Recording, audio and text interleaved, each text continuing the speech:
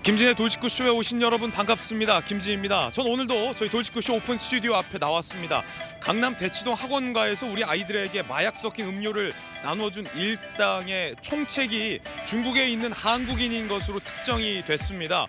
검찰과 경찰은 이 한국인을 체포하기 위해서 총동원을 하고 있는 상황입니다. 그 가운데 마약 수사 왜 못하게 하냐라는 한동훈 장관의 발언이 정치권에서 다시 회자되고 있습니다.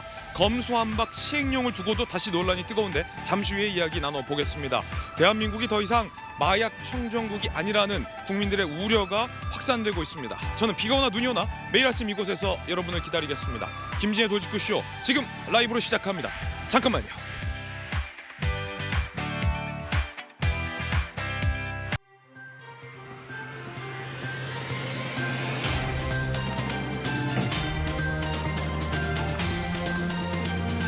신문 읽어주는 남자입니다. 초등학교 근처에서 마약이 담긴 음료가 제조되고 있었습니다. 검찰과 경찰이 정말로 최선을 다해서 사력을 다해서 이 마약 수사를 지금 하고 있는데 총책이 중국에 있는 한국인으로 특정됐습니다. 우리 땅에서 마약을 만들고 있었다니 매우 충격적입니다. 잠시 후에 그 관련된 이야기 상세히 전해드리겠습니다. 오늘 조간신문 4가지 키워드 준비되어 있습니다. 먼저 첫 번째 키워드부터 살펴보겠습니다. 감청. 세상에 이런 일이. 동아일보 3면에 실린 기사인데 주요 동맹국이 상대국의 대통령실까지 감청하고 있었다면 사안이 꽤 커질 것 같은데요. 함께 보시죠.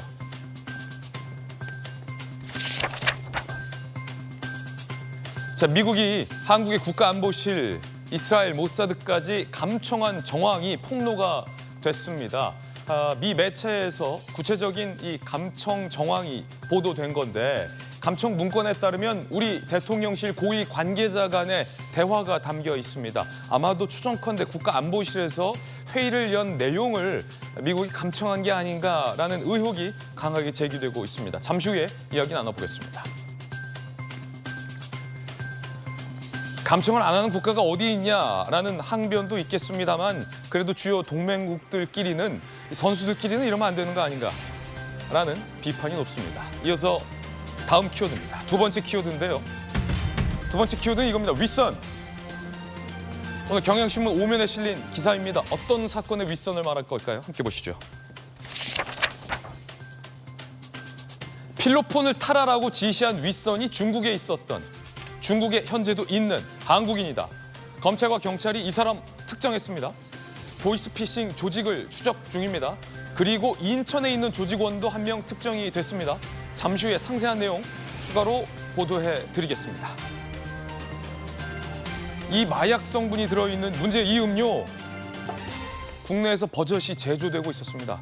경찰이 제조되고 있는 현장도 급습해서 증거도 다 확보를 해놓은 상황인데 상당수 음료가 지금 어디인지 행방불명됐습니다. 업자들은 그거 버렸다라고 주장하고 있는데 얼마나 더 많이 유통되고 있는지는 아직 확실치 않은 상황입니다. 한동훈 장관은 줄곧 왜 마약 못 잡게 하느냐라고 항변해왔는데 정치권에서 한 장관의 그 발언이 다시 회자되고 있는 이유이기도 합니다. 잠시 후에 상세히 보도해드리겠습니다.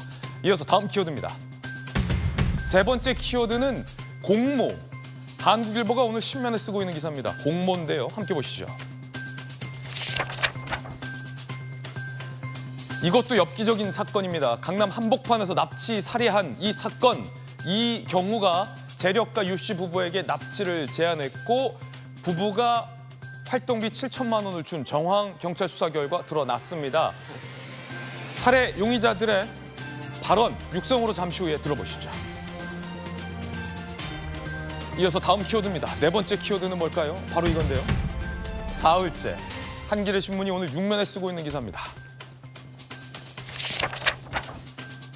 군 통신선 사흘째 응답 없습니다. 북한이 또 전화 끊었습니다. 일방적으로 도발하기 직전에는 북한은 이런 패턴을 보였는데 이번엔 또 어떤 도발을 할지 우리 군 당국이 주의 깊게 지켜보고 있습니다. 북한이 보통 토라지면 이렇게 전화 안 받습니다. 마음 풀고 빨리 전화 받으시기 바라겠습니다. 지금까지 신문 읽어준 남자였습니다.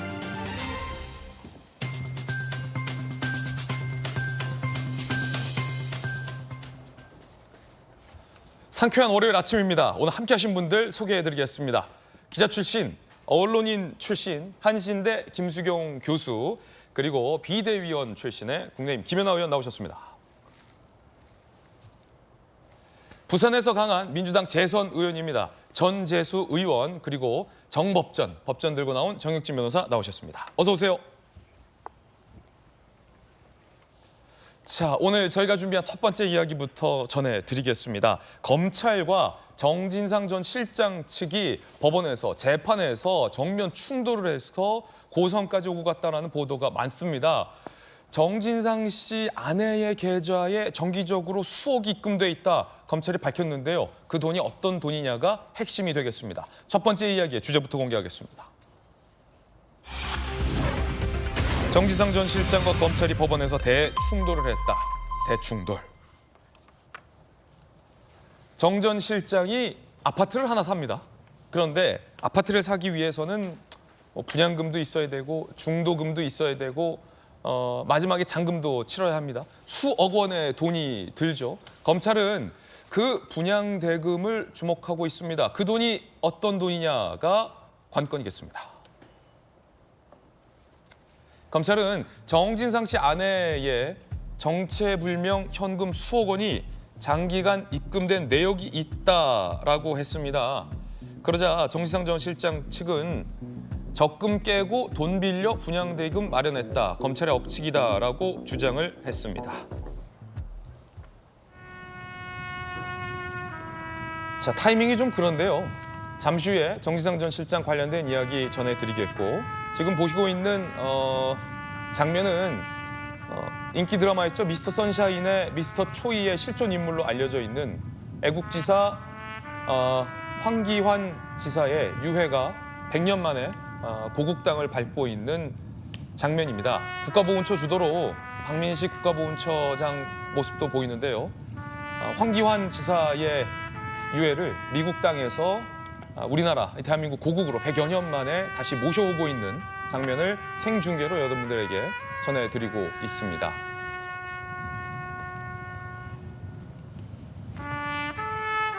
황기환 지사는 미국과 프랑스 파리, 유럽에서 대한 독립을 위해서 독립운동을 펼치다 이영만리 고국 땅에서 결국 고국에 돌아오지 못하고 잠든 우리나라의 애국지사입니다. 최근 미국에서 황기환 지사의 유해를 찾아냈고 10여 년이 걸려서 유해가 고국 땅으로 돌아오는 데 시간이 걸렸습니다. 총 100년이 넘는 시간 동안 고국으로 돌아오지 못한 우리 황기환 지사의 유해가 드디어 고국으로, 본국으로 봉환되는 장면, 역사적인 장면인데요. 여러분들에게 실시간으로 전해드리고 있습니다.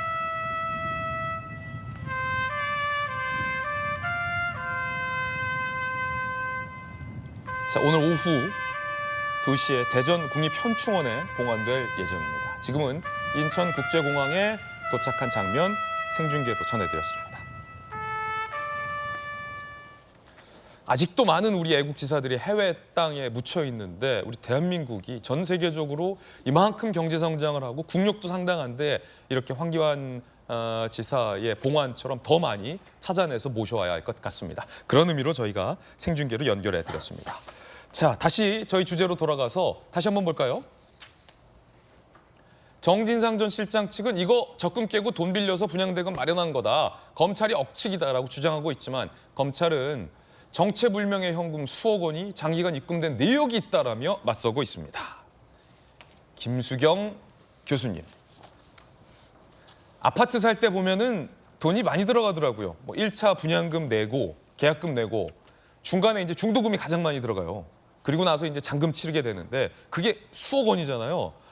검찰이 지금 주목하고 있는 거는 그 중도금 내기에 앞서서 정진상 씨 아내 계좌에 수억 원이 계속 정기적으로 입금됐다, 이 말인 거죠? 그렇죠. 지금 제가 이해한 바로는 이제 아파트를 살 때 중도금으로 큰 뭉칫돈이 나갈 수밖에 없는데 이 돈의 출처가 굉장히 의심스럽다는 게 검찰의 이제 주장입니다. 정진상 씨 측에서 반박하기로는 아니다, 만약에 내가 내가 살던 집에 전세를 주면 전세 보증금이라는 걸 받잖아요. 그렇죠. 그 돈으로 분양 대금을 낸 거지, 중도금을 낸 거지 절대 출처가 없는 돈이 아니다라고 얘기를 하고 있는데요. 검찰에서는 아니다. 그 돈이 만약에 내가 전세 세입자가 나갈 때는 다시 보증금을 돌려줘야 되는데 그게 현금으로 나갔다라는 거예요. 그 돈 도대체 어디서 난 거야? 만약에 그쪽으로부터 보증금을 받아서 중도금 낸 것까지는 오케이인데 다시 돌려줘야 되는 돈을 현금으로 줬어. 근데 보니까 아내의 통장에 현금이 따박따박 잘 모르겠는 출처불명의 돈이 들어와 있었다는 거죠. 그러니까 검찰 입장에서는 적금하고 전세금 등은 이 분양대금의 일부고 전세 세입자를 빼주고 나머지 분양대금을 낸 그 현금의 출처가 수상하다는 거군요. 그렇죠. 그러니까 검찰은 그 현금의 출처가 궁금하다라는 건데 계속해서 정진상 씨는 다른 대답을 하고 있는 거죠. 아니야, 우리가 보증금 받은 걸로 낸 거야라고 얘기하는데 그거랑 전혀 다른 얘기를 서로 하고 있는 거예요. 아마 지금 법정에서 굉장히 논리적으로 치열하게 다툼을 한 것 같아요. 네. 그런데 그 돈의 출처가 불분명하고 현금이 딱 들어왔다면 사실 보십시오. 그 현금을 마련하는데 또 꼬리표가 달려서 추적을 하면 그게 어디서 왔는지를 봐야 되는데 그게 불분명한 거예요. 그냥 어떤 사람으로부터 현금이 딱 들어와 있는데 그 돈의 출처에 대해서는 대답을 못하고 있다 보니까 예. 시기상으로 봤을 때 그때 뇌물 받던 시점이네. 그래서 그런 식으로 돈이 들어와 있던 거를 분양대금으로 낸 건가라는 의심을 검찰은 하고 있는 겁니다. 자, 뭐 부동산 전문가이기도 한 김연아 의원께서 보시기에는 어느 쪽 주장이 좀 더 타당하다라고 볼 수 있겠습니까? 일단 정진상 씨의 답변은 좀 한쪽 면만을, 그러니까 통장에서 돈이 나갔다 들어갔다 한 부분만에 대한 일방적인 주장인 것 같고요. 네. 지금 검찰이 얘기하고 있는, 즉 통장에 기록이 남지 않는 현금으로 반환한 전세 보증금이 어디서 나왔느냐를 묻고 있는 것 같습니다. 근데 제가 좀 의미 있게 본 건 그러니까 유동규 실장에게 한 3천만 원 정도 그 현금을 받았다라고 그 예상되는 시점에 정진상 씨가 좀 이상한 행동을 하는데요. 아파트 분양대금의 중도금의 일부를 선납을 합니다. 선납. 예. 근데 2020년이면 그렇게 금리가 높을 때도 아니어서 이걸 굳이 선납할 이유가 없는데 선납을 했다는 얘기는 뭔가 예상치 않았던, 계획하지 않았던 돈이 들어왔고 그것을 여기다가 선납을 하는 것 자체가 본인이 유리하기 때문에 그렇게 할 것으로 판단이 되고 있는데 검찰이 지금 제기하고 있는 출처 미상의 돈이라는 게 굉장히 여러 가지 변명이 나옵니다. 예를 들면 경기도청 부하 직원한테 5,100만 원을 또 꿨다라고도 얘기를 하고 있고 또 신용 차입을 했다고도 얘기를 하고 있고 또 어디서는 뭐 장래 때 부의금이 들어온 게 있다고 얘기를 하는데 그걸 다 감안하다고 하더라도 분당에 지금 아파트가 제 생각에는 한 15억 정도 분양가가 됐을 거라고 생각이 되고 계약금, 중도금 이렇게 분납하다 보면 적어도 3개월에 한 번씩 한 3억 원 정도의 돈이 필요했을 거라고 보여지는데 과연 이게 본인의 적금과 차입만 갖고 됐었을 거라고 생각하기에는 좀 의심이 됩니다. 그리고 역시 이상한 자금 흐름이 있었고 이 전세 자금은 저는 굉장히 눈 가리고 아웅이라고 보여지는데요. 전세를 주고 그 전세 자금을 뺐으면 자기는 어딘가 들어가서 살았어야 되지 않습니까? 예. 그럼 전세 자금을 자기가 다 받았다고 하더라도 일부는 자기의 주거 비용으로 썼을 것입니다. 이것이 분양대금에 100% 들어갔을 리는 없습니다. 그렇군요. 무엇보다 아내의 계좌에 수억에 가까운 현금이 정기적으로 입금이 돼 있는 흔적이 있다. 요것을 정진상 전 실장 측은 앞으로 재판부에 소명을 해야 할 것 같습니다. 분양대금을 뭐로 마련했냐라는 것보다 본질적인 건 왜 아내의 계좌에 수억 원의 현금이 정기적으로 입금이 되었냐, 그 돈이 무슨 돈이냐, 이걸 좀 앞으로 소명해야 될 처지에 놓인 게 아닌가라는 분석도 나오고 있는데 전 재수님께서 어떻게 보십니까? 좀 소명이 돼야 될 것 같은데요. 그러니까 일단 이 재판의 구체적인 내용은 뭐 저도 잘은 네. 모르겠습니다만 일단은 검찰과 말하자면 피의자인 정진상 씨가 치열하게 지금 사실관계를 두고 사실관계를 치열하게 다투고 있는 그런 과정으로 보여지고요. 일단은 우리나라의 이게 형사사법적 측면에서 보자면 입증 책임은 검찰에 있는 것이죠. 근데 지금 이제 이 중도금을 정진상 측에서는 이제 적금을 깨고 또 일부는 빌렸다라고 이제 해명을 하고 있는 것이고 그렇다면 적금 깨고 빌렸다라는 것을 검찰이 수사를 하면 되는 겁니다. 예. 깬 적금이 있는지 빌렸다면 누구에게 빌렸는지 그거 하면은 소위 말해서 이제 증거와 물증이 확보되는 거 아니겠습니까? 근데 검찰이 적금 깨고 돈 빌린 사람이 이것도 특정하지 못하는 거 아닌가. 예를 들면은 이전에 정진상 측 변호사들이 카카오뱅크를 통해 가지고 10만 원, 20만 원 왔다 갔다 한 것까지도 중도금에 들어갔다 이렇게 이제 주장을 했다라는 이제 그런 거를 제가 봤는데 이런 등등을 보면은 결국은 입증 책임은 검찰에 있는데 확실하게 돈을 주고 그리고 그 돈을 왜 받았는지 왜 줬는지 이것에 대한 입증 책임을 물증과 증거를 가지고 검찰이 제대로 하고 있지 못한 거 아닌가 이런 생각이 듭니다. 물론 재판의 결과를 봐야 됩니다. 저희가 재판 결과에 앞서서 단정적으로 말씀드리긴 그렇습니다만 좀 지켜봐야 될 것 같다는 생각이 듭니다. 그렇죠. 그뿐 아니라 이 검찰과 정진상 씨 측이 치열하게 공방을 벌인 대목이 또 있습니다. 유동규 전 본부장의 휴가를 두고 정진상 씨 측과 검찰 측이 고성에 가까운 공방을 벌였다라는 보도가 많은데 제가 사실 매우 흥미롭게 본 장면이긴 합니다. 요는 이런데 2013년 2월 4일에 유동규 전 본부장이 정진상 씨 측에게 뭔가 금품을 건넨 것이 아니냐라는 의혹이 제기되어 있는데 정진상 씨 측에서는 2월 4일부터 유동규 씨가 병가를 갔다. 검찰 봐라. 저 병가 간 사람이 어떻게 돈을 주냐. 엉터리다라고 지적을 했고 검찰 측에서는 전혀 다릅니다. 무슨 소리냐. 2월 4일에 관용차 운행 기록이 있고 2월 4일에 유동규 씨가 법카 쓴 내역이 있다. 그때까지 출근하고 병가 쓴 거다라고 맞서고 있습니다. 그 가운데 이런 고상이 오갔습니다. 검찰 서면 증거 의견 반박 아닌 자꾸 의견을 말한다. 정진상 씨 지금 불만입니다.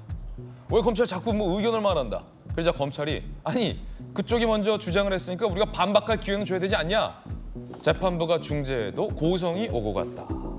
정혁진 변호사님, 정법전. 네네. 이 고성이 오고 간 이유가 유동규의 휴가를 두고 고성이 오갔어요. 그러니까 정진상 씨 측에서는 반박 증거를 딱 갖고 온 거예요. 그날부터 병가였다. 근데 검찰이 제시한 증거 보니까 뭐 관용차 운행 일지도 있고 유동규가 그날 휴가 썼다는 그날에 뭐 법인카드 쓴 내역도 있다는데 누구 말이 맞는 겁니까? 지금 둘 다 절박한 거예요. 제가 봤을 때는 검찰도 절박하고 정진상 씨는 뭐 말할 것도 없고 정진상 씨가 작년 12월 9일 날 구속 기소됐거든요. 그런데 혐의가 크게 네 가지예요. 부패방지법 위반, 증거인멸 교사, 수뢰후 부정처사. 그다음에 핵심은 그래도 뇌물죄인데 뇌물이 2억 4천만 원이니까 이게 특가법으로 간단 말이죠. 그런데 지금 왜 특가법 그 뇌물이냐면은 2013년부터 2020년까지 정진상 씨가 성남시와 그 경기도에 정책실장을 했단 말이에요. 공무원이었는데 이제 돈을 갖다 받았기 때문에 그러니까 이제 뇌물죄가 된다 이렇게 되는데 특가법상 뇌물죄가 1억이 넘어가면은 뭐 10년 이상 징역 나올 가능성이 높기 때문에 정진상 씨 입장에서는 이게 굉장히 현실적으로 절박할 수밖에 없는데 그런데 지금 보니까 그 재판이 12월 9일 날 구속 기소가 됐음에도 불구하고 공판은 3월 29일부터 지난달 말부터 해가지고 4월 7일까지 이제 3번밖에 안 했어요. 그런데 그 이번 주부터 계속 일주일에 2번씩 하니까 계속 정진상 씨 관련된 내용들이 많아질 것 같은데 그런데 지금 그 지난주 금요일 날 있었던 재판에서는 공판에서는 검찰이 좀 밀린 것 같아요. 왜 밀렸냐면은 검찰이 유동규한테 돈을 갖다가 정진상이 받았다라고 하는 증거로 어떤 근거를 댔냐면은 관용차 운행 일지를 댔단 말이에요. 그런데 그때 그 유동규가 병가를 냈단 말이죠. 그러니까 병가 내고 휴가 냈던 사람이 그냥 만약에 그냥 내가 그 유동규가 가가지고 내가 택시 타고 갔거나 내 차 타고 가가지고 돈을 줬다 그랬으면은 모르겠는데 관용차를 그 도계공 차를 도시개발공사 차를 타고 갔다라고 주장을 하고 그걸 근거로 검찰이 이야기를 했는데 정진상 씨 측에서는 막 찾아가지고 그때 유동규가 휴가 냈는데 병가 냈는데 아팠는데 무슨 관용차 타고 갔겠느냐 이런 이야기를 하니까 근데 검찰에 따르면 그 법인카드 결제한 내역도 있어서 검찰은 일단 출근해서 어느 정도 반차라고 하잖아요. 활동을 하고 그 관용차도 운행한 기록이 있고 법인카드도 쓰고 중간부터 이제 병가를 쓴 거 아니냐. 검찰이 이렇게 또 얘기하던데요. 그런데 어쨌든지 간에 이런 부분들은 만약에 이제 정상적으로 출근하는 그런 기간이었으면 유동규 본부장이 본부장이니까 성남시 뭐 언제든지 갈 수 있는 거 아니겠습니까? 그래서 관용차 타고 갔다 이렇게 했으면 됐는데 마침 그게 휴가였다, 병가였다라고 하는 거를 정진상 씨 측에서 이제 밝혀낸 거니까 그러니까 이런 부분들은 판사 입장에서 봤을 때는 이건 조금 이상할 수 있겠네라고 생각을 갖다가 하기 때문에 그러니까 검찰이 뭐 검사가 소리 지릅니까? 그 뭐 변호사도 소리 안 지르지만 검사가 소리 지르는 경우 별로 없는데 예. 몰리니까 자기네들한테 좀 불리할 수 있으니까 검찰도 이제 굉장히 좀 격앙된 측면이 있지 않나 그런 생각이 들고요. 그렇군요. 그러면 재판부 입장에서 네네. 양쪽 주장이 팽팽하잖아요. 자, 봐라. 유동규의 휴가 기록이다라며 문제가 됐던 게 2013년 2월 4일부터요. 근데 병가가 시작된 날짜예요. 2월 4일부터 2월 17일. 병가 사용 내역이다라고 제출을 했고 검찰은 병가는 맞는데 2월 4일에 관용차 운행 일지도 있고 법인카드 내역도 있다. 그러니까 2월 4일은 반차였고 성남시청에 가서 뇌물을 전달했다. 이 두 개 증거가 지금 딱 왔어요. 네. 그럼 판사 입장에서는 이거 어떻게 판단해요? 그건 판사 마음이죠. 그런데 결국은 그 재판부 입장에서는 소리 지르면 지는 거예요. 재판할 때 막 이렇게 소리 지르고 막 언성 높아지고 예. 그러잖아요. 그럼 몰리고 있구나, 뭔가 이렇게 그런 게 있구나라고 생각을 했다 하는 건데 지금 이제 그 1심 재판의 구속 기간이 6개월이란 말이에요. 그런데 제가 말씀드렸지만 12월 9일 날 구속 기소가 됐기 때문에 6월 9일까지 만약에 결론이 안 나오면은 정진상 씨가 구속 기간 만료로 풀려날 수 있거든요. 그렇죠. 그러니까 아마 지금부터 이제 4월, 5월 이 2달 동안에 굉장히 집중적으로 공판이 진행이 될 거고 이때 여태까지 드러나지 않았던 많은 사실들이 언론을 통해서 오픈되지 않을까 하는 생각이 듭니다. 예. 아내 계좌에 뭐 수억 원의 현금이 주기적으로 입금돼 있다라는 검찰 이야기도 사실은 처음 듣는 얘기라 매우 논란이 될 것 같습니다.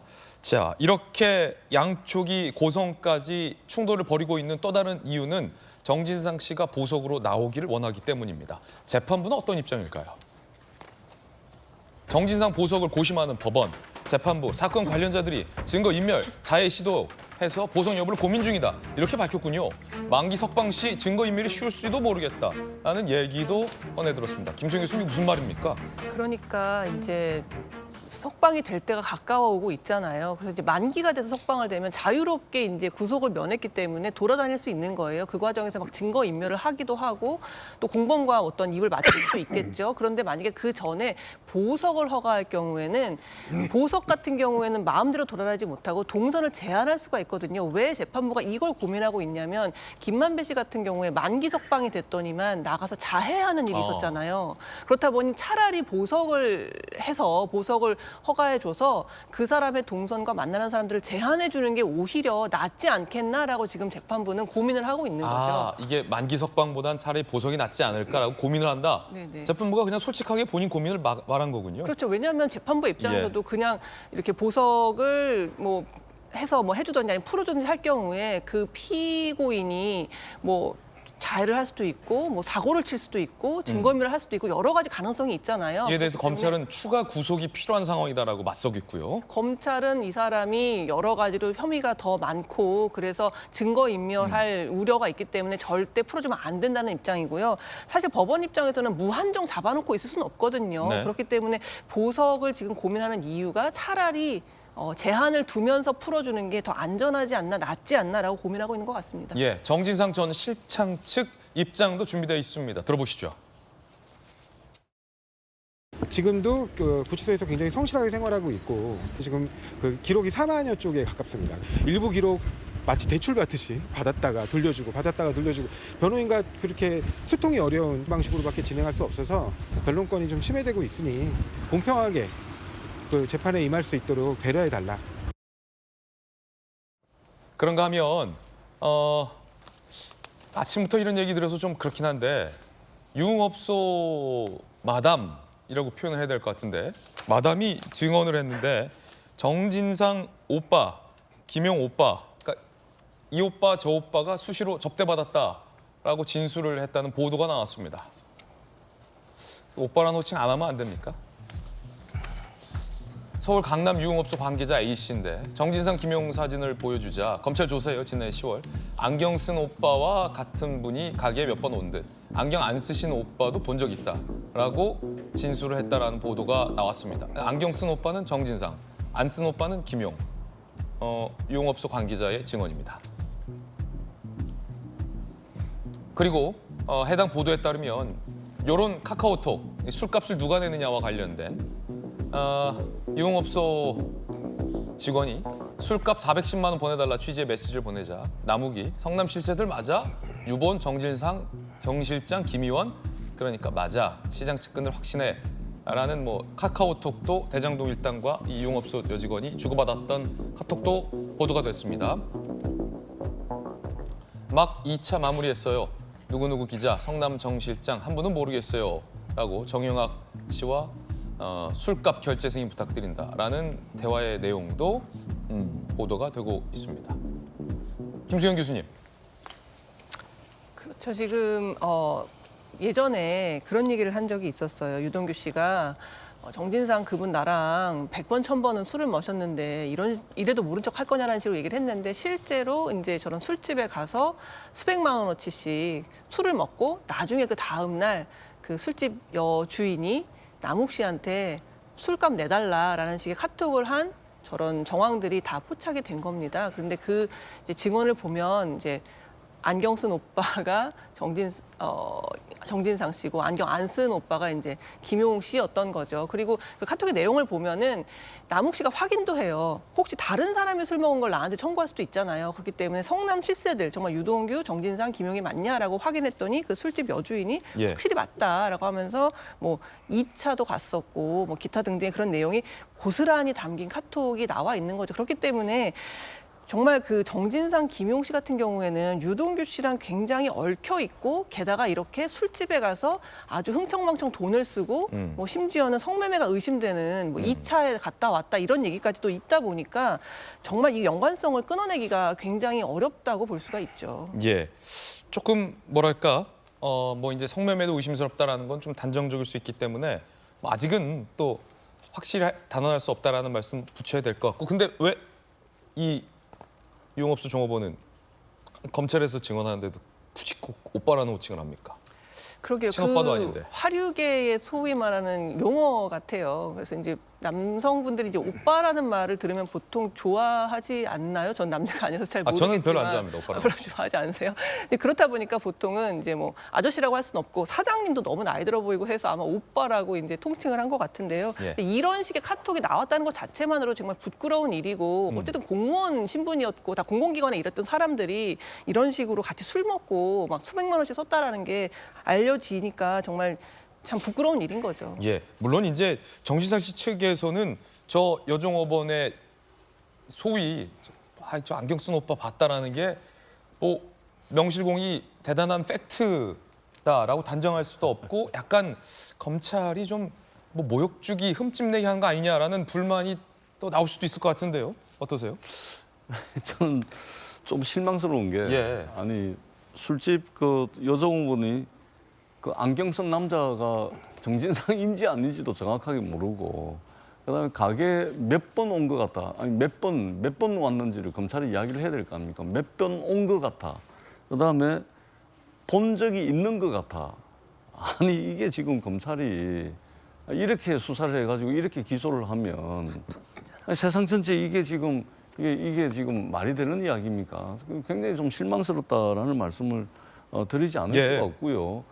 검찰이 예를 들면은 자기네들이 저 술집에서 접대 받아가지고 다 드러나가지고 그 술값을 검사 참 그 술 같이 먹었던 검사들 머리 숫자로 나눠가지고 그게 100만 원을 안 넘으니까 부정청탁법 그 뇌물수사는 하지도 않고 자기 식구 감싸게 하는 이런 거 좀 이게 좀 떠오르지 않습니까? 좀 이게 좀 부끄러운 거 아닌가요? 저는 굉장히 좀 실망스럽다라는 말씀을 드리지 않을 수가 없습니다. 확실하게 입증을 해야 되는 것이고 입증 책임이 검찰에 있는데 이런 식의 어떤 사실관계를 가지고서 기소를 했다. 저는 검찰의 실력에 대해서 상당히 좀 걱정스럽다라는 말씀을 드립니다. 예, 민주당에서 검찰이 가짜 언론 플레이를 하고 있다라며 성명을 냈습니다. 민주당의 입장 함께 보시죠. 해당 보도들을 거론했어요. 검찰이 수사 아닌 언론 플레이에 몰두했다. 검언유착 악습을 끊어내겠다라고 밝혔는데 428억 약정설은 가짜다. 대장동 그분도 가짜다. 리리스트도 가짜다. 이재명, 김성태 친문설도 가짜다. 가짜 CCTV설도 가짜다라고 민주당이 입장문을 냈습니다. 김연아 의원님 어떻게 보십니까? 이거 다 가짜라는 건데. 저거 진짜면 나중에 민주당은 뭐라고 얘기하실까요? 저게 가짜라는 걸 민주당은 어떻게 확신하시는 거죠? 저는 그 가짜라고 확신하는 거에 대한 근거, 오히려 그 입증 책임은 민주당한테 있지 않나 이런 생각이 듭니다. 아까 좀 전에 우리가 정진상 씨와 김용 부원장의 어떤 술 접대에 관련해서 여러 가지 뭐 증언들을 들었는데 그분이 설마 정진상 씨나 김용 씨의 얼굴을 검찰이 보여주지도 않고 안경 쓴 사람의 오빠, 뭐 안경 안 쓴 오빠 이렇게 했을 리는 없지 않습니까? 그리고 술 몇 차례 접대 받았다는 거는 종업원의 기억에서는 몇 차례겠지만 그 카톡에서 술값을 몇 번 요청했는지를 알게 되면 그 숫자는 저는 금방 나온다고 생각합니다. 이것도 명백한 증거입니다. 근데 도대체 428억이라든가 CCTV 가짜라는 증거는 민주당이 어디서 있는지 저는 잘 모르겠고요. 민주당이 과거 정경심 교수 사태나 조국 사태, 윤미향 씨과 관련해서 억측이다, 전혀 사실이 아니다라고 했다가 실제로 재판에서 사실로 판명난 일이 굉장히 많이 있습니다. 그런 점을 좀 감안하신다면 이런 식의 언론 플레이를 정말 저는 이제는 진중하게 하실 때가 아닌가. 이제 조국, 윤미향, 정경심에 이어서 삼진아웃도 아니고 이제는 국민들에게 도저히 돌이킬 수 없는 불신의 정당으로 자리매김할까 봐 걱정되고요. 이런 것에 대해서 뭐 불합리한 점이 있으면 야당에서 문제 제기할 수 있습니다. 그러나 이렇게 단정적으로 문제 제기할 일은 아니라는 생각이 듭니다. 예, 양당 입장 함께 전해드리고 있고요. 그 가운데 이화영 전 부지사의 아들도 취업 특혜 의혹이 제기된 바 있습니다. 수사기관에서 이화영 전 부지사의 아들에게 입장을 듣기 위해 불렀는데 어떻게 됐을까요? 2020년 10월부터 1년간 쌍방울 계열 연예기획사에 근무한 바 있는 이화영 씨 아들.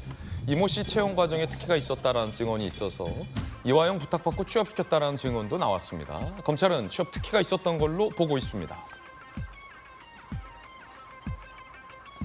검찰 참고인 출석에 수차례 이화영 씨 아들은 불응을 한 상태다라는 보도가 나오고 있습니다. 응하지 않고 있는 거죠. 이화영 씨 측은 쌍방울 측에서 입사를 제안했다. 연예기획사가 한두 명 아는 사람 채용한 게 문제냐라는 입장인 것으로 동아일보는 보도하고 있습니다.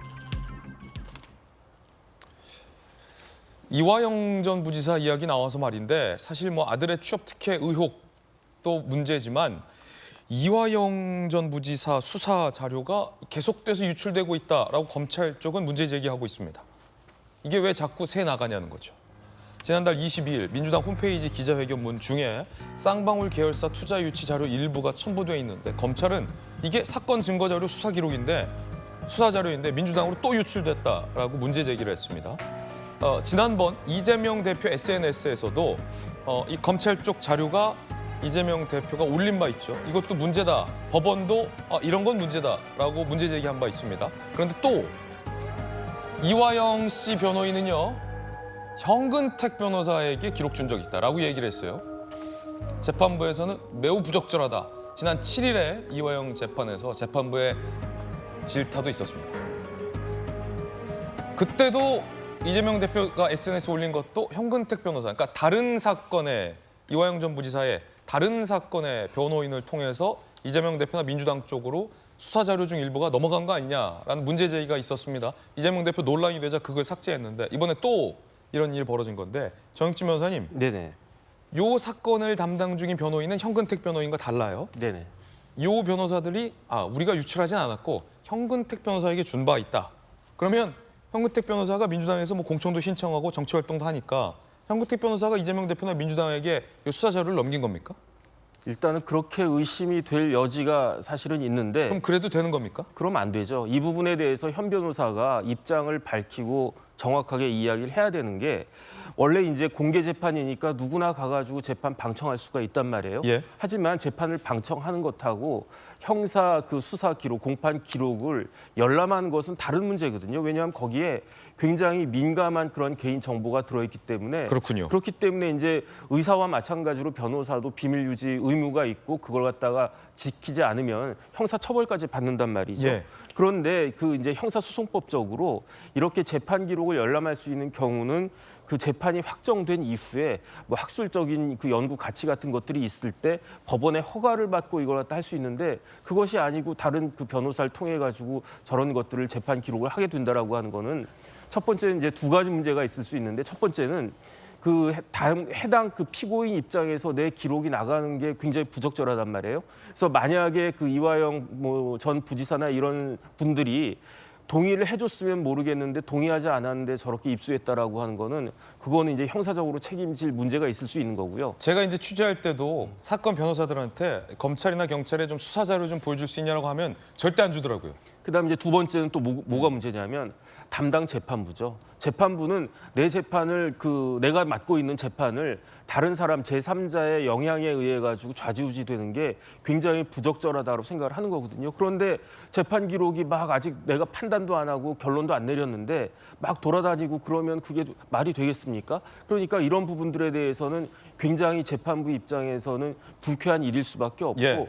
그렇게 되면 만약에 이렇게 재판 기록이 돌아다니는 것에 지금 재판받고 있는 피고인이 연루되어 있다라고 생각을 하게 되면 그렇게 되면 피고인한테도 결코 유리하지 않습니다. 그렇기 때문에 현 변호사 그 행동은 이화영 전 부지사한테도 그렇게 좋은 재판 결과에 영향을 미칠 거라고는 생각이 안 되기 때문에 아니 물론 네네. 이제 현근택 변호사가 이재명 대표나 민주당 지도부에게 요거를 줬는지 여부는 아직은 불확실한데 요 사건의 이화영 변호인단 측이 우리는 딴 데로 준 적 없다 민주당한테 현근택 변호사한테만 준 적 있다라고 말한 정도인데 현근택 변호사는 변호사이기도 하지만 이화영 전 부지사의 사실은 뭐 공천을 받기를 원하는 민주당의 정치인이잖아요 사실은. 네네. 그러면 현근택 변호사 입장에서는 아니 내가 어차피 당 사람인데 이재명 대표에 대한 어떤 충성심 내지는 뭐 지도부의 어떤 일환으로 좀 궁금해할 수 있으니까 이런 게 있다라고 만약에 줬다면 그래도 문제 되는 거예요? 아니 지금 문제가 뭐냐면 이화영 부지사 변호인단 측에서는 내가 그거를 오픈하지 않았다라고 이야기한 거잖아요. 내가 유일하게 오픈한 거는 누구한테냐? 현근택 변호사한테만 줬다는 거예요. 그러면 현근택 변호사가 입장을 밝혀야죠. 나는 받기는 받았는데 나도 아무것도 안 했다. 그러면 뭐 귀신이 고칼 노릇이 되는 거죠. 뭐 예를 들어서 만약에 줬다면 자발적으로 준 건지 누가 시켜서 준 건지도 좀 궁금하고. 그렇죠. 현근택 변호사가 내가 달라고 해서 이걸 받았는지 아니면 먼저 준다고 해서 그냥 받기만 한 건지. 그다음에 제일 중요한 거는 현근택 변호사가 이걸 유출을 시켰는지 나도 가만히 그냥 방에다가 기록 박아놓고만 있었는데 처박아놓고만 있었는데 그냥 그게 날아가가지고 막 돌아다니는 건지 그게 아니면 내가 이러이러하게 사람들한테 알려줬다. 그래서 이제 이재명 대표가 그런 부분들을 SNS에 올린 거다. 이런 것들을 정확하게 이야기를 해야 이제 시시비비가 가려지고 책임 소재 여부가 가려질 텐데 괜히 가만히 있으면 이런 의혹들이 뭉게 더 커지는 것은 오히려 현 변호사한테도 그렇게 좋은 것은 아니지 않을까 하는 생각이 듭니다. 예. 물론 뭐 이제 현근택 변호사가 진짜 이재명 대표 측에게 준 건지 여부는 아직 불확실한 상황입니다. 혹시 전재수 의원님 어떻게 보십니까? 글쎄, 이게 뭐 유출돼서는 안 된다고 하는데. 예, 유출되면 안 되는 건가요?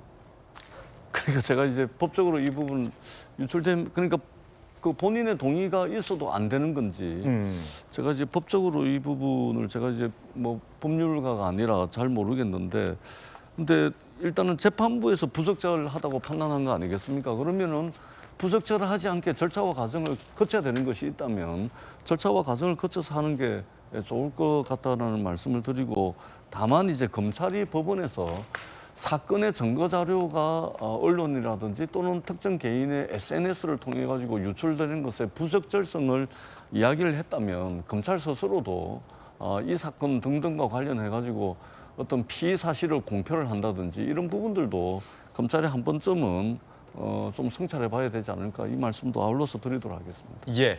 자, 여러 가지 의견들 전해드렸습니다. 이번엔 저희가 준비한 다음 이야기 전달해 드리겠습니다. 이 마약과의 전쟁을 최근 검찰과 또 윤석열 대통령은 선포한 바 있습니다. 강남 대치동 학원가에서 우리 중고생 아이들에게 마약이 든 음료를 나눠준 일당의 정체도 발빠르게 수사가 되고 있습니다. 주제 공개합니다. 이 마약이 든 음료가 어디서 만들어졌나? 원주 주택가에서 버젓이 학교 근처에서 만들어지고 있었고요. 만든 개수만큼 회수도 아직 안 된 상황. 베일 벗고 있는 마약 음료 사건의 실체를 좀 파악해 보겠습니다. 주택가에서 우리 땅에서 학교 근처에서 마약 음료가 만들어지고 있었다는 겁니다. 기가 찰 노릇입니다. 초등학교 100m 거리 강원도 원주의 가정집에서 마약 음료 만들어지고 있었어요. 그럼 마약은 어디서 들여왔는지도 수사해야겠죠?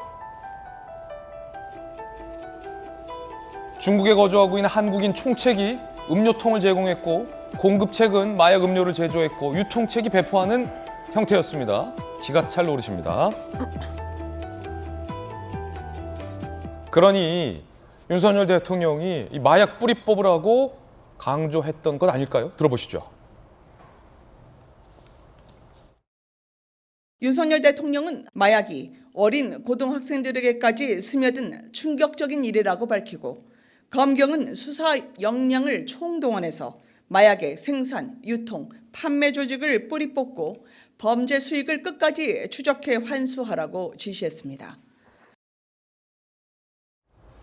대통령실에서 윤석열 대통령도 강력히 수사하라라고 얘기했는데 김 교수님 이거 정말 강력히 수사해야 될 것 같은데 일단 충격적인 사실 두 가지가 아니 원주 주택 초등학교 100m 거리의 주택가에서 마약 음료가 만들어지고 있었는데 그 마약 그 성분은 그러면 해외에서 들어왔다는 거 아니에요? 또 중국의 총책이 우리나라 사람이고.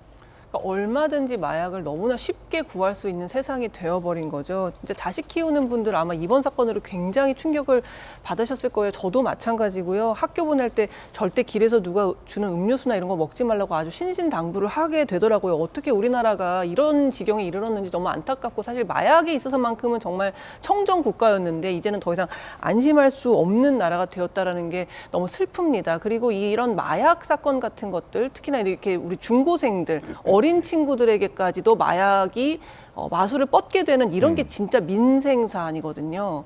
이거에 대해서는 정말 여야가 없고 모든 사람들이 공분을 가지고 있고 정말 이거 철저하게 수사해 달라라는 게 이 국민적인 여론입니다. 그런데 사실 뭐 양곡관리법도 좋고 다 좋은데 사실 어떻게 보면은 양곡관리법 같은 경우에는 지금 삭발까지 해가면서 지금 민주당 의원들이 투쟁을 하고 있는데 이 마약 사건 같은 경우는 이상하게 검찰이 마약 수사하는 거에 대해서 굉장히 부정적인 반응을 보이잖아요. 예. 그리고 특히 황운하 의원 같은 경우에는 불과 마약이 5배밖에 안 늘었다라는 식으로 얘기하고 굉장히 가볍게 보고 있는 거죠. 게다가 지금 뭐 박범계 의원 같은 경우에는 검찰이 마약 수사하거들랑 신고해달라 이런 식의 얘기까지 하고 있는데 이쯤 되면 정말로 왜 도대체 이렇게까지 검찰이 마약 수사를 못하게 해야 되는지가 정말 궁금해질 지경이에요. 물론 지금 민주당에서는 이제 검찰이 문제가 있다. 검찰이 너무 수사권이 많아가지고 이런 전횡을 일삼고 있어서 제한해야 된다는 그 취지는 뭐 100번 양보해서 이해를 하겠습니다만 지금 예. 마약의 지금 실태를 보십시오. 정말 우리의 코앞까지 와 있는 거거든요. 우리 문 앞까지 와 있는 거기 때문에 이 부분에 대해서는 정말 철저하게 뭐 경찰이든 검찰이든 누가 됐든 간에 철저하게 수사를 해야 된다 그런 생각이 듭니다. 예. 그 가운데 추가 피해 사실도 어느 정도 파악이 되고 있습니다. 함께 보겠습니다. 총 100병이 유통됐는데 18병 전달 배포, 퀵서비스 고속버스 등 활용, 음료 마시지 않았는데 협박 전화 받은 사례도 추가 신고되고 있고 무엇보다 만든 만큼 회수가 다 되지 않고 있다. 업자는 버렸다. 이렇게 주장하고 있는 상황입니다. 무엇보다 이 마약 음료 본거지가 이 중국에 있기 때문에 중국에 근거를 둔 보이스피싱 조직의 소행으로 의심되는데 총책이 또 한국인으로 보여져요. 지시책 1명 출국한 게 파악돼서 중국 공안의 공조 요청을 지금 검토 중이라고 하는데 야, 요거 중국으로 도망치면 이거 잘 안 잡히는데 걱정입니다. 김현아 의원님, 네.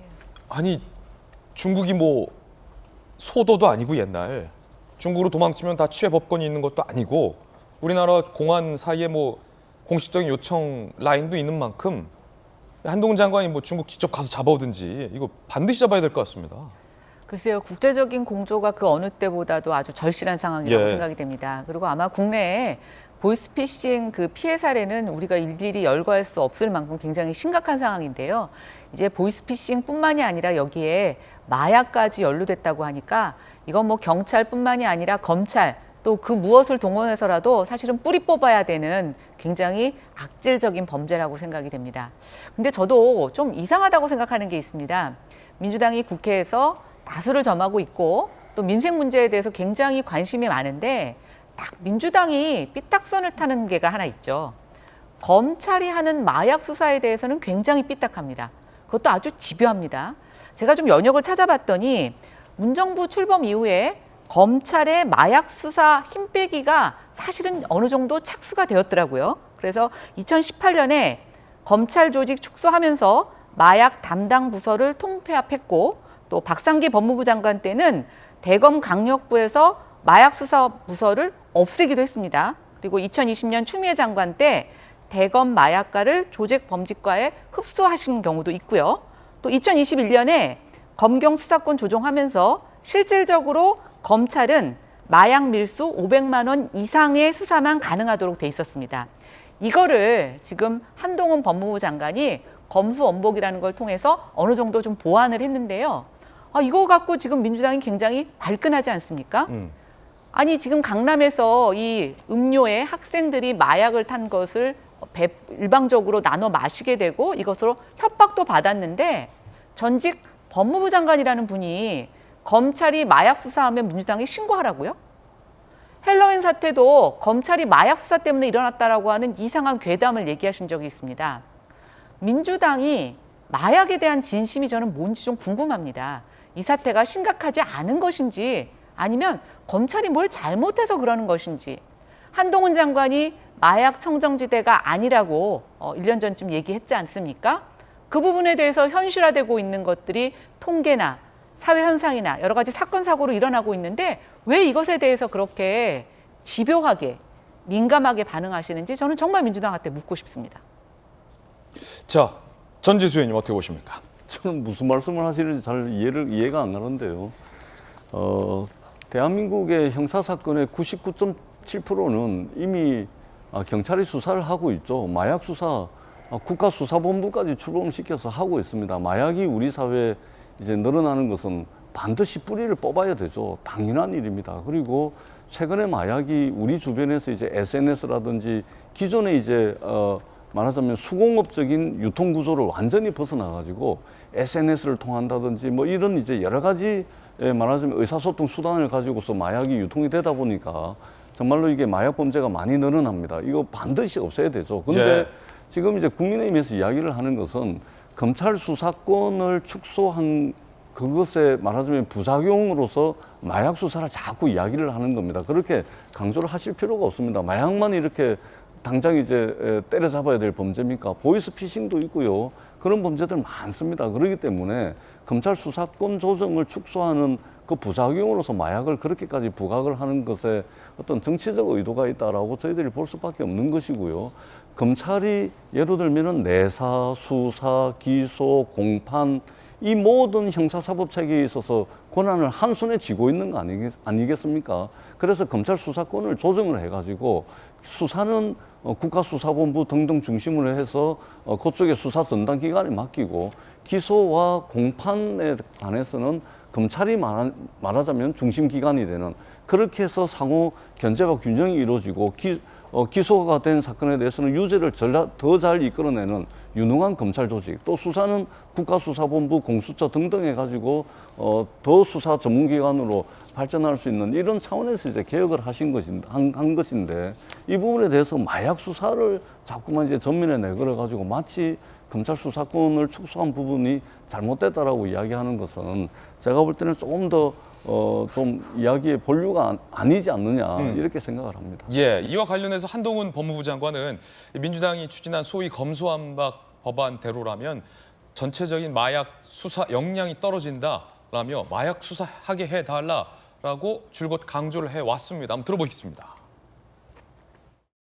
피자 한 판 값으로 마약을 살 수 있고 어린 자녀들 학교 보낼 때 혹시 마약하지 않을까 하고 걱정하는 나라가 돼서는 안 되지 않겠습니까? 시행령을 좀 바꿔야 될 것 같은데 그 점에 대해서는 어떻게 생각하십니까? 저는 오히려 국민을 범죄로부터 보호하기 위해서 그 시행령을 지키는 것이 더 중요해졌다고 생각합니다. 저는 왜 도대체 깡패, 마약, 무고, 위증 수사를 못하게 되돌려야 한다는지 그 이유를 오히려 묻고 싶습니다. 장관님, 검사 수사 개시 시행령 이거는 입법권을 무력한 시행령 쿠데타입니다. 그렇지 않습니까? 전혀 그렇게 생각하지 않습니다. 위증, 무고, 깡패, 마약 수사가 되살아나고 있습니다. 그걸 다시 국민들의 피해를 보게 되돌려야 할 이유를 뭔지 전 이해할 수가 없습니다. 법리적으로 민주당과 한동훈 장관이 건건이 부딪히고 있는 게 바로 저 시행령입니다. 검수완박 법안에 대해서 헌재가 그래도 유효하다라는 결정을 내렸고 무수히 많은 논란이 쏟아졌죠. 이걸 무력화하기 위해서 한동훈 장관은 시행령으로서 소위 말한 마약, 깡패, 위증 수사를 할 수 있게 검찰도 할 수 있게 해놨습니다. 민주당에서는 지금 들으셨던 것처럼 시행령 없애라라고 공개적으로 한 장관을 비판하고 요구하고 있는데 한 장관은 거부하고 버티고 있는 겁니다. 자, 시행령을 없애면 검찰이 마약 수사를 할 수 없게 된다라는 게 한동훈 장관의 답변이었습니다. 정익준 변호사님, 네네. 시행령 없애도 소위 말해서 검찰이 마약 수사 안 해도 대한민국 마약 수사 잘할 수 있다. 이게 민주당의 의견이고 지금 장관은 봐라. 내가 계속 얘기하지 않았냐. 우리 중고등학교 아이들이 피자 한 판 값에 마약 지금 먹게 되지 않냐. 이거 시행령 지켜야 된다. 지금 이런 주장이 지금 상충하고 있거든요. 네네. 일단 시행령을 없애면 검찰이 마약 수사 못하게 돼요? 줄이면 못하죠. 그래가지고 사실은 시행령이 어땠었냐면요. 그 이전에는 마약류 불법 거래 방지 특별법이 있었어요. 예. 그 중에서 6조하고 9조 1항만 검사가 수사할 수 있다 이렇게 돼 있어요. 그러다가 이제 정권 바뀐 다음에 한동훈 장관이 여기에다가 마약류 관리에 관한 법률까지 다 수사할 수 있게끔 시행령 범위를 늘려놓은 건데 그게 야당에서는 좀 뭐 불만인지 저는 이해가 안 되는 게 지금 착각이 있는데 어떤 착각이냐. 우리나라가 마약 청정국이다라고 한 착각이 있어요. 그렇지가 않거든요. 마약 청정국이 되려면은 마약류 범죄 개수가 있는데 그게 20 이하가 돼야 돼요. 우리나라는 2014년까지 19였고요. 그러다가 이제 2020년에 35로 껑충 뛰었어요. 거의 2배 정도. 옛날에는 마약을 누가 했냐면요. 고위층 자제들이 미국 유학 가서 했다고요. 대표적인 게 누굽니까? 전두환 전 대통령 손자 전우원 씨 마약하고 그런 거였는데 요즘은 실질적으로 제가 이제 사건 해보면은 마약을 누가 하냐면 동남아 가서 하고요. 중국 가서 한다고요. 평범한 사람들이 가서 하는데 그런데 여기에서 요번에 이 문제는 더 심각한 게 이게 보이스피싱이라고 그랬는데 저는 어떤 생각이 드냐면 보이스피싱이 아니고 드럭피싱이에요. 예. 이전에는 마약하는 사람들이 동남아 가서 마약하고 미국 가서 마약한 건데 이건 뭐냐면은 마약하지 않는 어린 아이들한테 속여가지고 마약을 갖다 하게끔 해서 그걸 빌미로 삼아가지고 공갈 협박까지 할 정도로 우리나라 마약이 지금 이 지경까지 올라가게 된 것이다. 이런 생각이 들고요. 네. 청나라가 왜 망했습니까? 청나라가 옛날에는 비단 팔아가지고 유럽의 은을 싹 다 쓸어 담다가 그러다가 이제 영국 같은 데서 안 되겠으니까 아편. 마약 팔아가지고 청나라 망하게 한 게 결국 아편이란 말이에요. 제가 봤을 때는 조금 전에 그 모 검사장 출신 그 의원님하고 한동훈 장관하고 뭐 설전이 또 있었던 것 같은데 제 개인적인 생각은 검수완박은 이게 아무리 좋게 생각을 해도 부패 방탄한 거 아닌가 저는 그런 생각밖에 들지가 않습니다. 그래서 이 부분은 진짜 뭐 누가 잘했든지 간에 검찰이 잡으면 어떻고 경찰이 잡으면 어떻습니까? 마약사범 때려잡는 게 중요한 거지 왜 그거를 갖다 검사가 잡으면 안 된다라고 이야기하는지 전 도대체 이해가 안 됩니다. 이에 대해서 민주당은 검찰이 마약 수사를 못하게 한 게 취지가 아니고 검찰의 이 방대한 권한을 합법적으로 제한하는 데 취지가 있다라고 입장을 내고 있다는 말씀 드리겠습니다. 그 가운데 한동훈 장관과 민주당 황운하 의원 사이에 설전도 부각되고 있습니다. 지금 초등학교 근처에서 마약 음료를 만들고 있는 이 상황과 맞물려서 논란이 되고 있는 건데요. 한동훈 장관의 이야기 들어보겠습니다. 애들을 학교 보낼 때 마약 조심해라 부모들이 말하고 뭐 이래야 되는 나라가 되면 되겠습니까? 마약이 한 5배 정도밖에 안 늘었으니까 검찰이 마약 수사하면 안 된다는 식의 대처로는 그런 나라 될 겁니다. 마약은 적법 절차는 지키지만 과하다는 소리가 나올 정도로 강력하게 단속해야 잡을 수 있는 거라고 생각합니다. 우리 검찰이 그렇게 해야 된다고 생각하고요. 자, 김수영 교수님, 한동훈 장관이 언급했던 마약이 불과 5배밖에 늘지 않아서 괜찮다라는 발언 누가 한 겁니까? 황운하 의원이 했죠. 사실 황운하 의원이 경찰 출신이잖아요. 그렇다 보니까 뭐 경찰이 수사를 대충 한다는 얘기는 아닌데요. 경찰 출신의 국회의원이 저렇게 마약에 대해서 안이한 생각을 갖고 있으니 사람들의 불안은 더 심해지는 거죠. 정말 경찰만이 마약 수사를 했을 때 마약 사범들을 때려잡을 수 있을까라는 걱정이 드는 거예요. 저렇게 안이한 인식을 가지고 있는데 단지 한동훈 장관이 못마땅하다는 이유로 마약 범죄가 불과 5배밖에 늘지 않았다라는 말을 했던 황운하 의원의 발언을 도저히 이해할 수가 없고요. 제가 검수완박에 대해서 좀 말씀을 드리면 그러니까 지금 현직 의원들한테 정치인들한테나 검찰이 저승사자고 악마지 일반 시민들한테는요, 검찰이 잘 작동하기만 하면 시민의 변호사인 거예요. 우리가 무슨 수로 내 아이가 마약사범에게 이렇게 얽혀들었는데 제가 무슨 수로 그 마약사범을 잡겠습니까?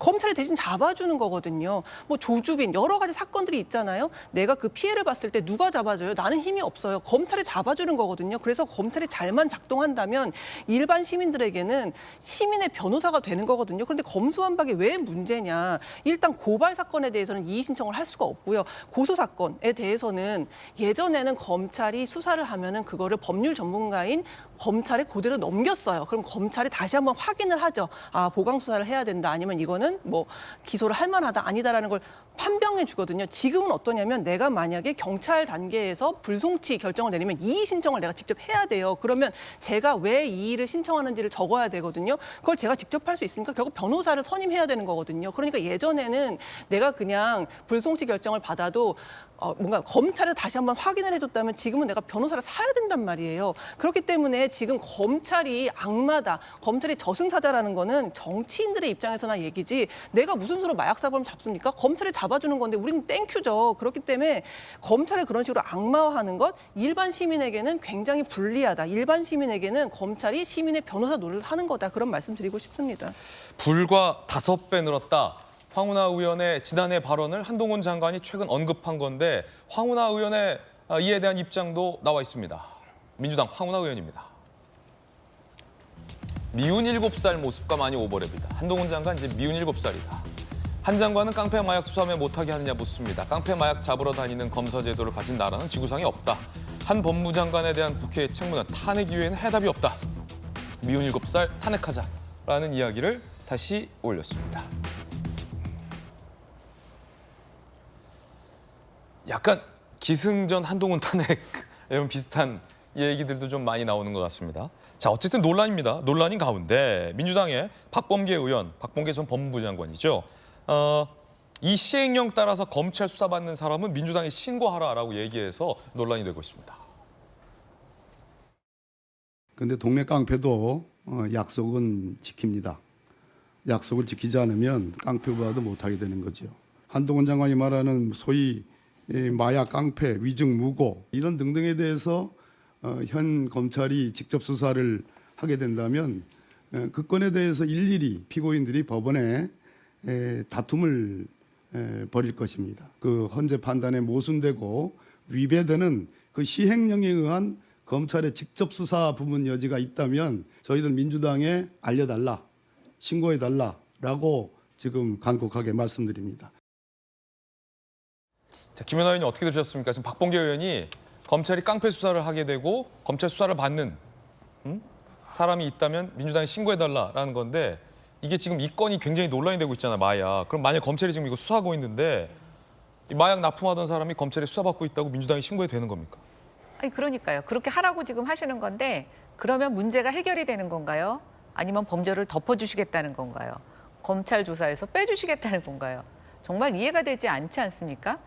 저는 민주당이 법무부가 시행령을 갖고 민주당이 검수 완박을 했던 그 법에 약간 제동을 거는 것에 대해서 불쾌할 수는 있다고 생각이 듭니다. 그런데 이 사안은 좀 다르지 않습니까? 그리고 국민들 입장에서는 마약 사범을 누가 잡느냐 별로 중요하지 않다고 생각이 됩니다. 그리고 이런 걸 공개적으로 전직 법무부 장관께서 나서서 나한테 신고해라. 예. 이거는 정말 부적절하다고 생각을 합니다. 예.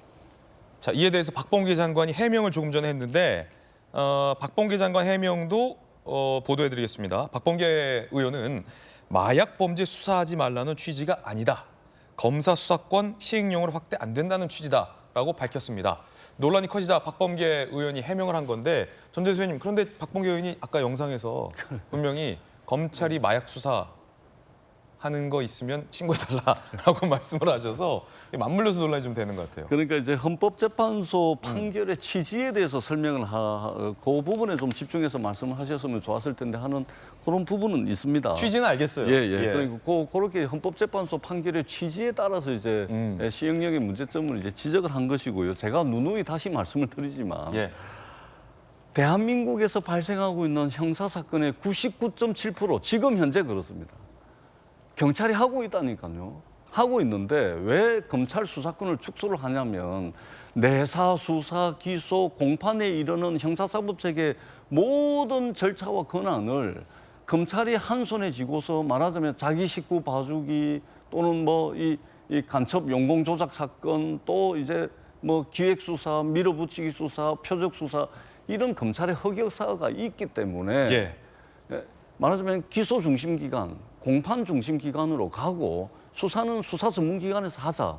이런 취지라는 말씀을 드립니다. 그러니까 검찰이 마약 수사, 그 깡패 수사 못한다 그래서 마치 마약 사범들이 활개를 치고 깡패들이 온 세상 선지를 다 휩쓸고 다니는 그런 게 아닙니다. 이미 경찰에서 하고 있고 그러기 위해서 경찰청법을 개정을 해가지고 국가수사본부까지 출범시킨 거 아니겠습니까? 공수처를 출범시킨 거 아니겠습니까? 물론 말하자면 이 진행 과정에서 미비한 측면들이 있을 수는 있습니다. 개혁이라는 게 그런 거 아니겠습니까? 그것은 추가적으로 사회적으로 논의를 해서 보완을 해 나가면 될 일이고 그런 취지를 자꾸만 왜곡을 해서 마약 수사 못하게 해서 마약 범죄가 뭐 마약하는 사람들이 세상에 활개를 치고 다니고 깡패들이 세상에 활개를 치고 다니고 그거 누가 동의를 하겠습니까? 그거 아니라는 말씀을 제가 다시 한번 강조해서 드리도록 하겠습니다. 예, 마약 수사 못하게 하는 거 아니다라는 취지를 좀 봐달라라는 해명입니다. 제가 취재를 좀 이것과 관련해서 요즘 하고 있는데 흥미로운 게 일단은 경찰 출신 법조인하고 이 검사 출신 법조인들에게 물어봤어요. 마약 수사 누가 잘하냐. 그러니까 공식적인 인터뷰가 아니고 이제 사석에서 저한테 이제 저희 취재에 응해 주신 건데 경찰 출신들은 경찰이 잘해. 경찰이 다 해. 라고 얘기를 하고 검사 출신은 경찰 수사로만은 다 일망타지 못한다. 해외에서 들여오고 국정원과 공조해서 마약 유통책을 검거할 때는 우리나라 국내 경찰들로는 한계가 있기 때문에 검사가 같이 수사를 해줘야 잘한다. 라는 얘기를 하는 분들이 있어요. 정익진 변호사님. 네네. 민주당 의원 몇 분에게 제가 이렇게 물어봤어요. 안 되는 거 알지만 마약이 하도 문제니까 지금 검수완박법에서는 경제랑 부패 범죄만 검찰이 직접 수사할 수 있게 해줬잖아요. 그래서 제가 민주당 의원 몇 분에게, 재선 의원 몇 분에게 그냥 그 마약만 하게 해주면 안 돼요? 라고 물어봤어요.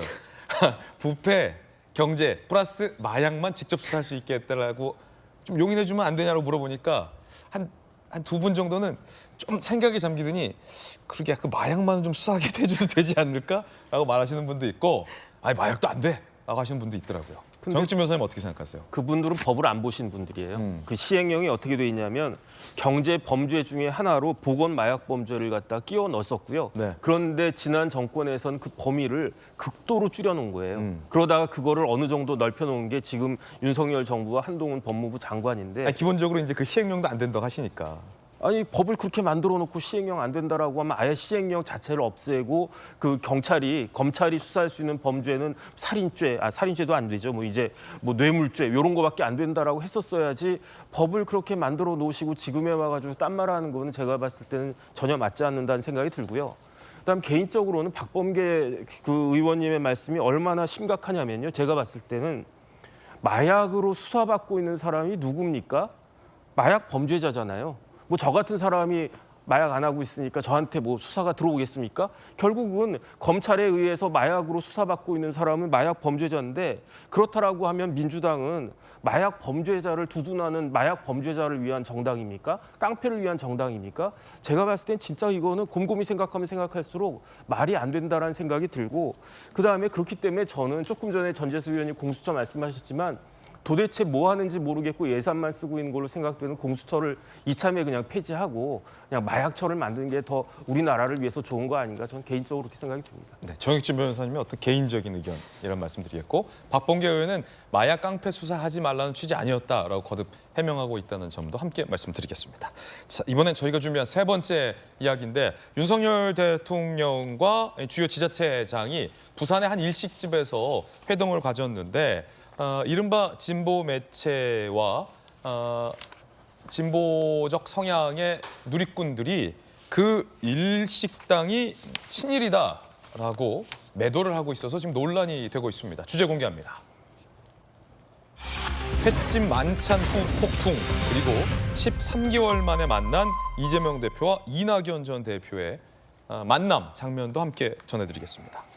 일단은 그 부산의 어떤 횟집에서 누가 만났는지 사진 보시죠.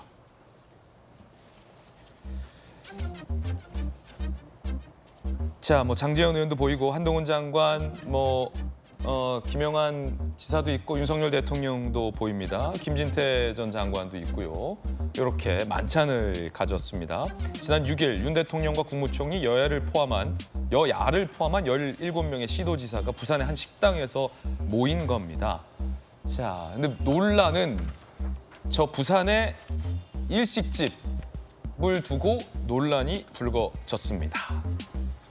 한 매체가 일제강점기에 만들어진 행정구역이다. 저기 식당 이름이 일광 횟집이었나요? 횟집 이름에 일광이라는 이야기가 들어간 걸 문제 삼은 겁니다. 일광은 영어로 선라이즈, 우길기의 상징이다. 그러니까 친일 식당이다라고 주장을 하고 나섰고 일부 지지자들도 이에 동조하면서 논란이 주말 사이에 커졌습니다. 자, 일단 김소영 교수님, 식당 이름이 일광 횟집이에요? 그렇대요. 일광수산, 일광횟집에서 이제 일광식당. 회식을 했는데 지금 일광이 지금 덧탐사가 주장하기로는 우길기를 상징하는 거다. 그렇기 때문에 친일 행각이다라는 식으로 얘기를 하고 있는데 그럼 만약에 해방수산이나 독립수산이라는 데서 먹었으면 독립운동했다고 칭찬해줬을 건가요? 전혀 말도 안 되고 이런 말 같지도 않은 것에 언제까지 휘둘려야 될지 모르겠어요. 저 이제 일광읍이 있잖아요. 그 지명에서 유래한 것이고 그 일광읍이라는 지명이 있어요? 지명이 있고 그 일광읍은 또 일광산이 있어요. 그래서 사실 그 지명에서 유래해서 결국 일광수산이 된 거거든요. 아, 부산에 그렇죠. 일광읍이 있고 일광읍에는 일광산이 있다. 그러면 이제 일광읍에 사는 모든 주민들은 다 친일파인 것이고 일광 횟집은 친일 횟집인 건가요? 이건 정말 이런 식의 이건 뭐 가짜 뉴스도 아니고 이건 뭐 어떻게 설명을 해야 될지 이런 함량미달의 이야기들을 하는 것이 과연 뭐 대한 언론을 표방하는 곳에서 말할 수 있는 것인지 모르겠어요. 지금 부산 엑스포를 유치하기로 지금 다 힘을 내서 노력하고 있는 거잖아요. 이런 와중에 지금 이런 어이없는 일광수산에서 회를 먹었으니 친일파다. 이런 말도 안 되는 얘기를 하는 것 정말 어이가 없고요. 그럼 지금부터는 뭐 민주당 의원들 중에서 뭐 도쿄 횟집이나 이런 데서 밥 먹는 사람들은 우리 신고해야 됩니까?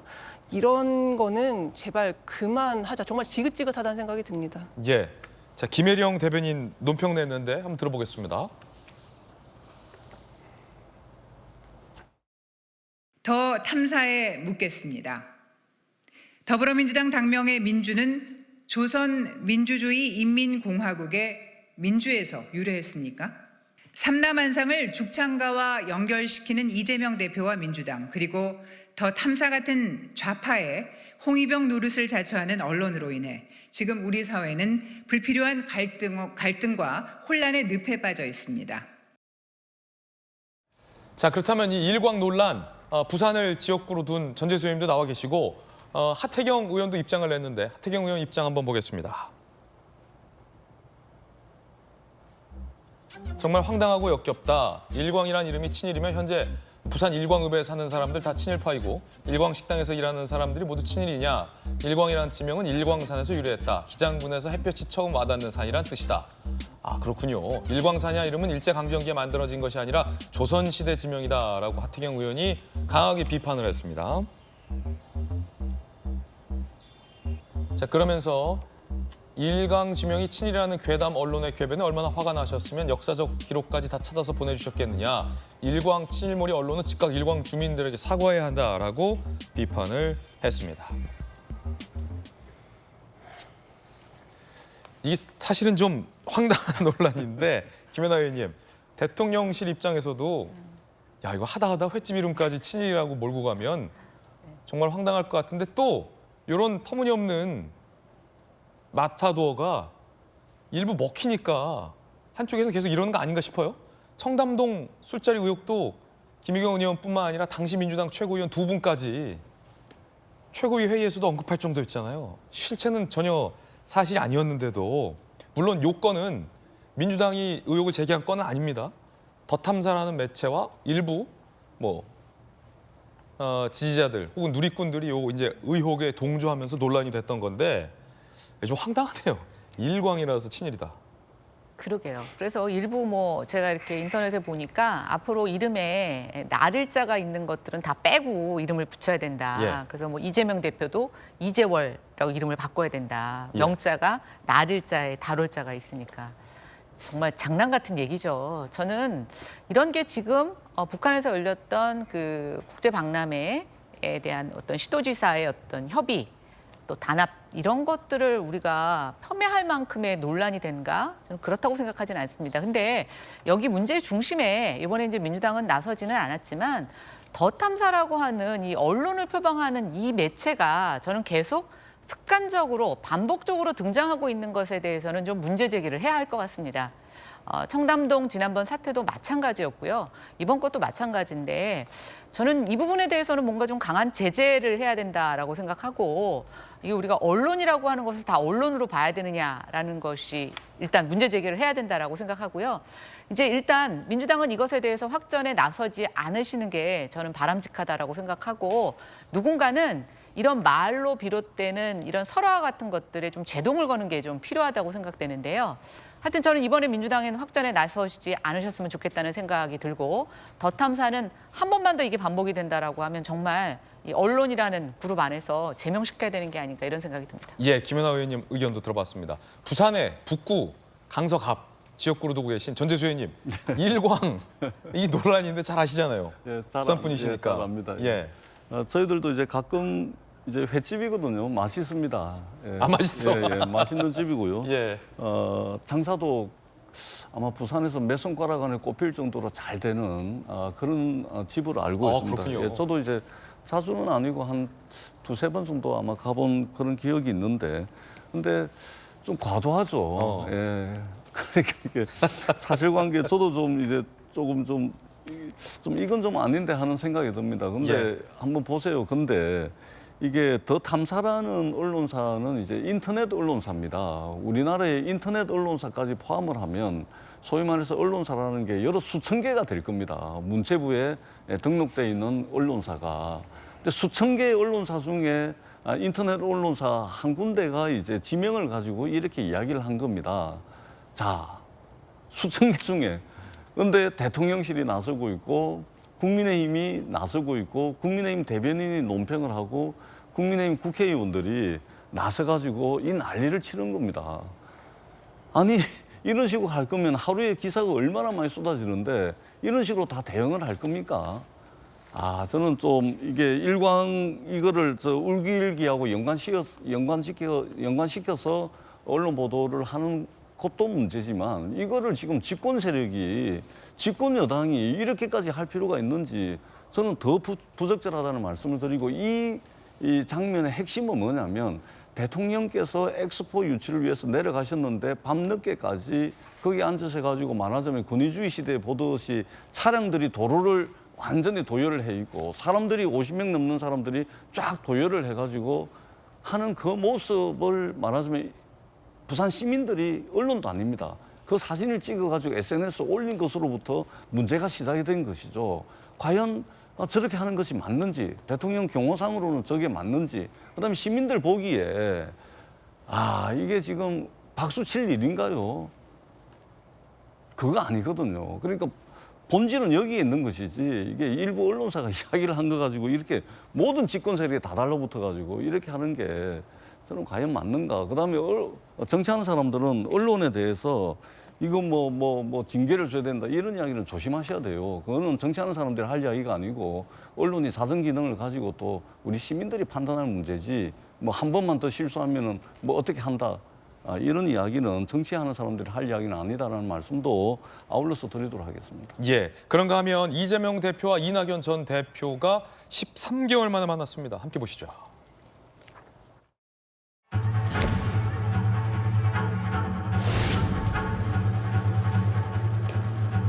오늘 대회에 여러 가지 정치적인 해석도 있는데요. 직접 한 말씀만 좀 부탁드립니다. 그래서 몇 가지 말이 나오고 조문 오신 거니까요. 이쪽으로 이재명 대표께서 이낙연 전 대표님 상가 조문을 하셨고 깊은 위로의 말씀을 전했습니다. 그리고 이낙연 대표님께서는 거기에 대해서 이렇게 조문 와주셔서 고맙다는 감사하다는 말씀을 하셨고요. 동네 현안 관련해서 전혀 그런 얘기는 조문하는 자리이기 때문에.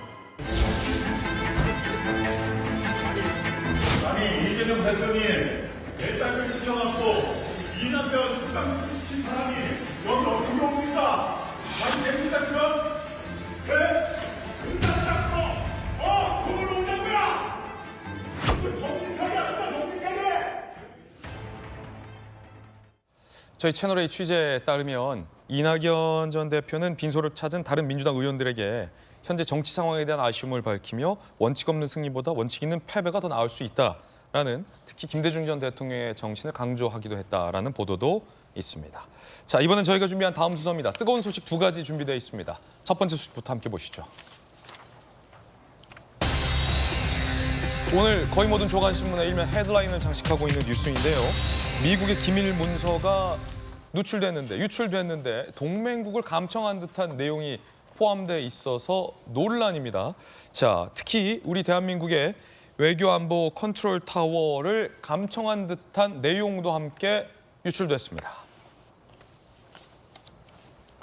뉴욕타임스 보도에 따르면 SNS에 사진 촬영된 비밀 문건이 유포됐는데 대략 100여 쪽인데 미국이 동맹국에 대해 스파이 활동하고 있다는 걸 보여준다라는 보도가 나왔습니다. 특히 대한민국과 관련해서는요. 김성한 안보실장 전직이죠. 또 이문희 외교비서관 전직이죠. 이 두 사람의 대화 내용도 감청된 듯한 내용이 포함돼 있어서요. 논란이에요. 정부가 미국의 포탄 요청에 응한다면 문제다. 우크라이나 러시아 전쟁과 관련된 이야기죠. 한국은 살상무기 지원 금지 원칙이 있어서라는 이문희 전 비서관의 굉장히 곤란한 듯한 반응이 고스란히 담겨 있고요. 그러자 김성한 전 실장이 윤 대통령의 국빈 방문 발표 우크라이나 살상무기 제공 입장 발표와 겹치면 이 거래로 비춰질 수 있다. 폴란드에 우회적으로 포탄을 판매하자라는 얘기가 이번에 유출된 보고서에 담겼습니다. 물론 정혁진 변호사님, 네네. 이거 다 공개된 내용이긴 합니다만 네네. 결과론적으로 그런데 아무리 별 중요한 내용이 아니라 하더라도 국가안보실장과 외교안보 비서관의 은밀한 대화일 수 있는데 이게 고스란히 무슨 수로 미국의 저 보고서에 담겼을까요? 감청 아니면 안 된다. 뉴욕타임스는 이런 뉘앙스던데. 이거 굉장히 유감이죠. 한미 동맹 70주년을 맞이해가지고 국빈 방문 12년 만에 하게 되는데 그 방미하는 일정에 바로 앞서가지고 이런 일이 터졌다라고 하는 게 굉장히 유감스러운 일이긴 한데 근데 제가 미군하고 일 많이 해봤잖아요.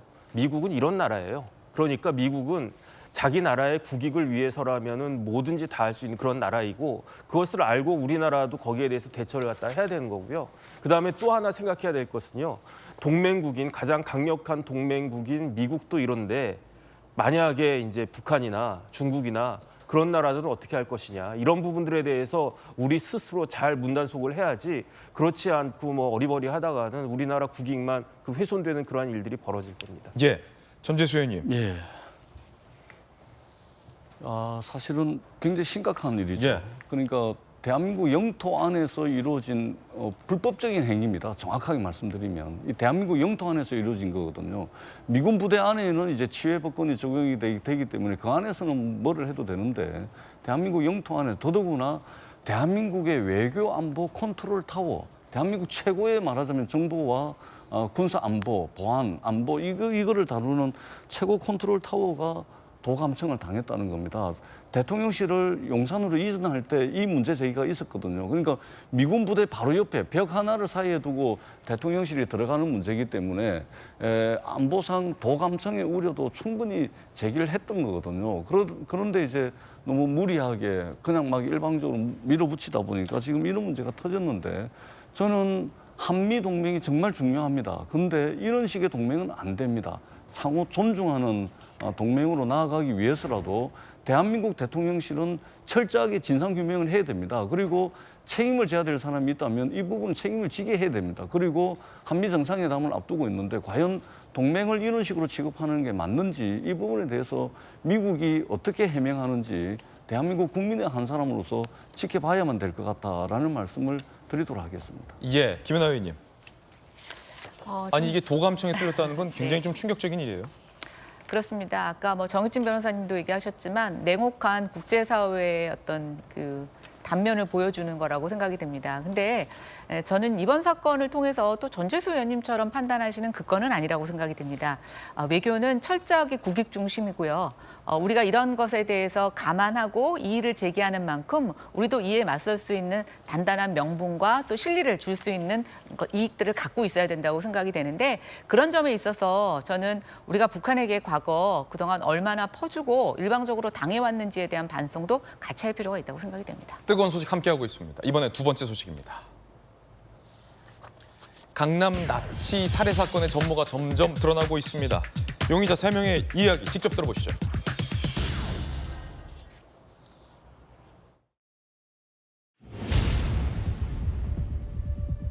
이번 사건으로 고인이 되신 씨께 진심으로 사죄한다는 말씀 드리고 삼가 고인의 명복을 빕니다. 착수금 명목으로 돈 받으신 거 맞나요? 얼마 받으셨습니까? 좋은 아들, 좋은 사위, 좋은 남편, 좋은 아빠가 되어주지 못해서 가족들에게 너무 미안하고 사랑합니다. 미안합니다. 죄송합니다. 직접 살해하신 거 맞으세요? 죄송합니다. 피해자와 일면식 없는 사이 맞습니까? 때문에 범행한 거 맞습니까? 네. 얼마 받기로 했습니까? 협박에 무디겨서 황대한이랑 이경으로 계속 협박하는 바람에 계속 하게 되었어요. 처음부터 살해할 생각이었습니까? 그건 아니었어요. 저한테는 그렇게 얘기까지는 안 했었어요, 처음에. 그럼 피해자를 살해하신 거는 누구십니까? 본인이 직접 살해하신 겁니까? 아니요. 경찰이 파악한 전모 이경우가 유 씨 부부에게 피해자 A 씨와 남편을 납치 살해할 걸 제안했고 총 7천만 원을 유 씨 부부가 지급한 정황을 경찰이 파악했습니다. 황대한 연지호 피해자를 납치했고 직후 지난달 30일 오전 1시경에 이경우와 유 씨가 접선을 했습니다. 피해자가 코인 보유 흔적이 없는 것을 확인하자 살해하자라고 공모한 혐의입니다. 살해 후 오후 2시에 또 접선합니다. 이경우는 도피자금 6천만 원이 필요하다. 유 씨는 당장 돈 구할 수 없다. 배편 알아보라라고 대화한 내역도 경찰은 파악을 했습니다. 김세영 교수님, 뭐 좋은 아빠, 좋은 사위, 좋은 남편 이거 언급할 만한 상황이 아니에요? 그러니까 이 사안의 끔찍함을 생각할 때 피의자의 저 말은 너무 어이가 없죠. 예. 좋은 아빠 남편이 되지 못했고 가족을 사랑한다, 미안한다. 이 너무 그렇게 끔찍한 범죄를 저질러 놓고 듣는 이 국민들의 입장에서는 자기 가족에게 지금 미안하다는 말을 할 경황이 있나? 그런 생각이 들어요. 진짜 강남 한복판에서 이렇게 사람을 그냥 힘으로 끌고 가서 잔인하게 살해한 아주 충격적인 사건인데 부디 전모가 잘 밝혀져서 정말 죗값을 톡톡히 치르기를 바랍니다. 참 어쩌다 우리 대한민국에서 이렇게 강력 사건들이 많이 발생하는지 아까 마약건도 그렇고 반드시 이 사건의 전모 끝까지 파헤쳐서 마땅한 죄에 합당한 책임을 물어야 할 것 같습니다. 저희들은 60초 광고 보고 돌아오겠습니다. 잠시 후에 뵙죠. 예, 월요일 아침 저희가 준비한 소식 모두 다 전해드렸습니다. 저희들은 내일 아침 8시 50분에 더욱더 풍성한 소식 들고 인사드리겠습니다. 오늘 하루는 분명 어제보다 나을 겁니다. 좋은 하루 되십시오. 고맙습니다.